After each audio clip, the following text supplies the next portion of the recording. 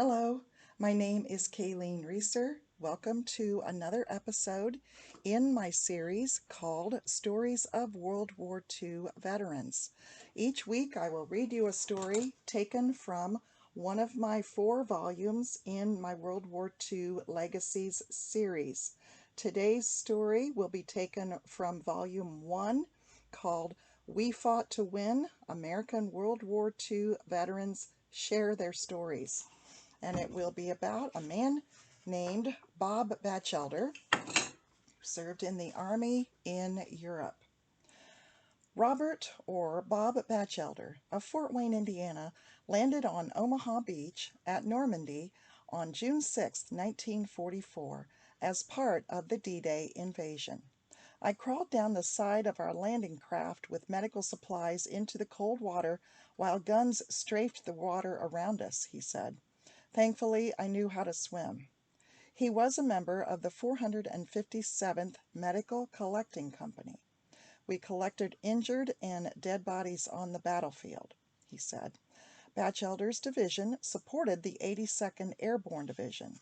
The 82nd's most ambitious operation of the war to that point was the airborne assault phase of Operation Overlord, or D-Day. On June 5th and 6th and the days following, paratroopers, parachute artillery elements, and other troops boarded hundreds of transport planes and gliders, which were engineless aircraft towed into the air by their target by military transport planes, for the assault on the shores of Normandy, France. German troops hid in casemates and hedgerows 8 feet thick. Casemates were fortified gun structures from which guns were fired. Hedgerows were maze-like structures that housed machine guns and other firepower. For 5 days, Batchelder and other medical personnel treated casualties in a 12 by 20-foot tent as a temporary field hospital. We used morphine as penicillin was not yet readily available, he said. Batchelder, who attended Central Catholic High School in Fort Wayne, had been drafted in the fall of 1942. He was sent to Camp Perry in Ohio for basic training. Batchelder's 3 brothers were also in the war.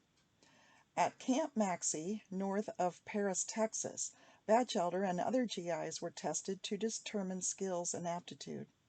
Batchelder, who had been employed in the wholesale tobacco business, was shocked to learn that he tested high for medical terminology and procedures. Batchelder had wanted to join the Army Air Corps, but instead he was assigned as a medic with the 457th. We trained for 13 weeks to learn how to adapt to working near the front line, he said. As litter bearers, we got injured bodies off of the field of battle as quickly and safely as possible. During winter 1944-1945, Batchelder fought in another momentous conflict, the Battle of the Bulge, in the Ardennes forest of Belgium. It was a horrendous experience, he said.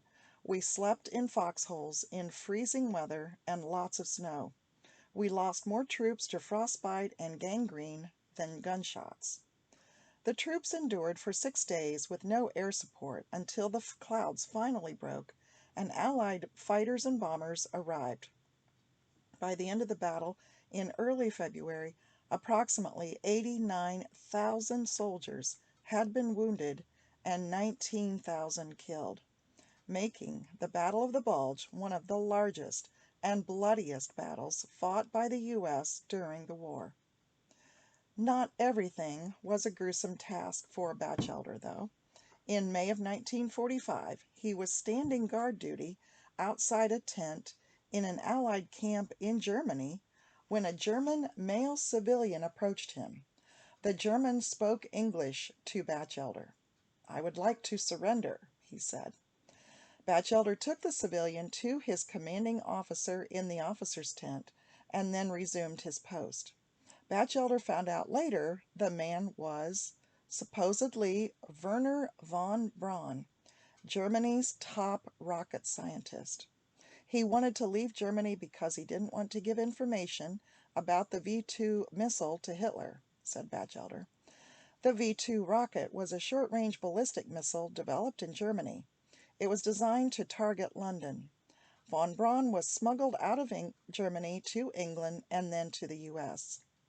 Batchelder's war experiences continued until he was discharged in January of 1946.